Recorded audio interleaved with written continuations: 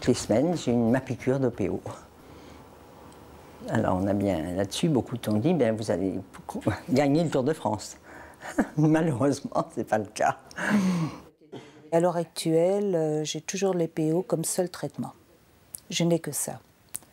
Et c'est vraiment une qualité de vie formidable. Aujourd'hui, j'ai des transfusions, une fois 3 semaines, une fois 15 jours. Je me sens faible lorsque je descends vers 7. Les transfusions, ben, ça nous fait du bien, parce qu'après, ben, on n'y pense plus pendant la première semaine. On est comme tout le monde, on n'y pense même plus. Début 2010, j'étais à une transfusion toutes les 4 semaines. En fin d'année, j'arrivais à une transfusion tous les 15 jours. Et là, on m'a proposé le Revlimid et celui-ci fonctionne. Donc je ne suis pas transfusée depuis 10 mois environ. Le professeur m'a fait un traitement d'OPO pendant 2 mois. Et à l'issue de ce traitement, il m'a demandé de refaire une prise de sang et sur laquelle on a constaté que ça n'avait pas donné d'effet, quoi. On m'a proposé de la Vidasa, presque pendant 1 an, où tout allait bien, tout s'est bien passé. Mais après, j'avais du mal un petit peu partout, j'avais du mal à marcher. Aujourd'hui, on m'a donné de la décidamine en injection. Et là, pour le moment, ça a l'air de se passer beaucoup mieux. Le traitement des syndromes myélodysplasiques reste basé en grande partie sur le score international IPSS, où on va distinguer les formes dites de haut risque, qui comprennent le haut risque et le risque intermédiaire 2 du score international. Chez ces patients, il est indispensable d'avoir des traitements qui modifient l'évolution de la maladie. Autrement, elle risque d'évoluer en leucémie assez rapidement. Par contre, dans les formes dites de faible risque, qui comprennent le score IPSS faible et risque intermédiaire 1, l'évolution de la maladie est plus lente. Et le problème de la maladie ici est surtout ce qu'on appelle les cytopénies, et tout particulièrement l'anémie. Et c'est surtout le traitement de l'anémie qui va être important. Dans les syndromes myélodysplasiques, presque toujours, le symptôme d'appel, c'est l'anémie. Et l'anémie, c'est donc un manque de globules rouges.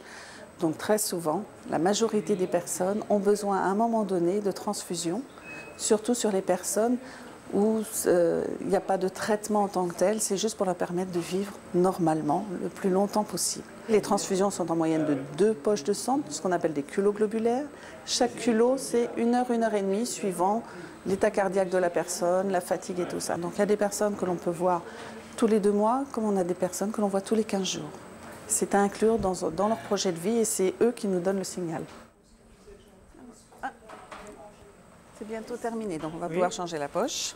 L'autre moyen de corriger l'anémie est de stimuler la fabrication des globules rouges avec une érythropoïétine ou EPO.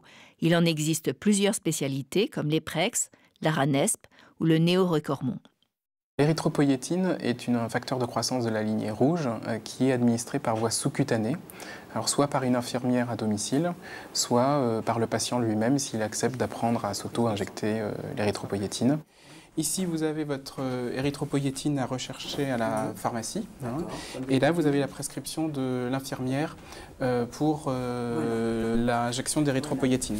Quand le traitement par EPO est efficace, il permet d'espacer, voire de supprimer les transfusions de sang. Il est alors administré 1 à 2 fois par semaine, parfois pendant plusieurs mois ou années.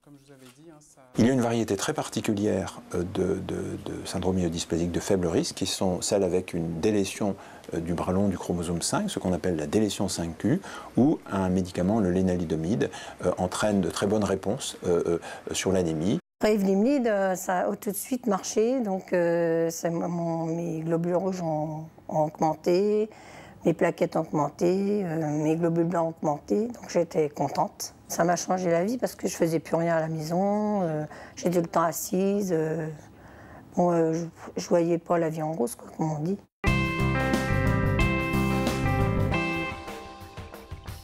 Dans les formes de haut risque, donc, quels sont les traitements? Eh bien, Premièrement, il y a un traitement radical qui est la greffe de moelle, qui est le seul qui vraiment permet d'éliminer la maladie à ce jour et d'assurer une guérison complète. Mais il n'est possible que dans un pourcentage relativement faible de cas, compte tenu de l'âge moyen auquel surviennent les syndromes myélodysplasiques et de la nécessité d'avoir un donneur pour une greffe de moelle. Donc la plupart des patients vont recevoir d'autres traitements. La chimiothérapie reste utilisée, mais assez peu finalement, notamment la chimiothérapie intensive. Elle a été largement supplantée par les hypométhylants, donc azacitidine, qui est le traitement finalement de première ligne de la plupart des syndromes myélodysplasiques de haut risque. L'objectif majeur du traitement des myélodysplasies de haut risque est d'éviter la progression de la maladie. Le but des traitements est justement de permettre d'arrêter cette progression, voire de revenir à un stade antérieur, en sachant qu'effectivement, pour le moment, on n'est pas capable avec les traitements, sauf la greffe, d'éliminer la maladie. Mais après tout, comme je dis toujours, on n'élimine pas non plus une hypertension artérielle ou un diabète. On les stabilise, on évite que la maladie progresse, que les cytopénies soient trop importantes, que les complications surviennent.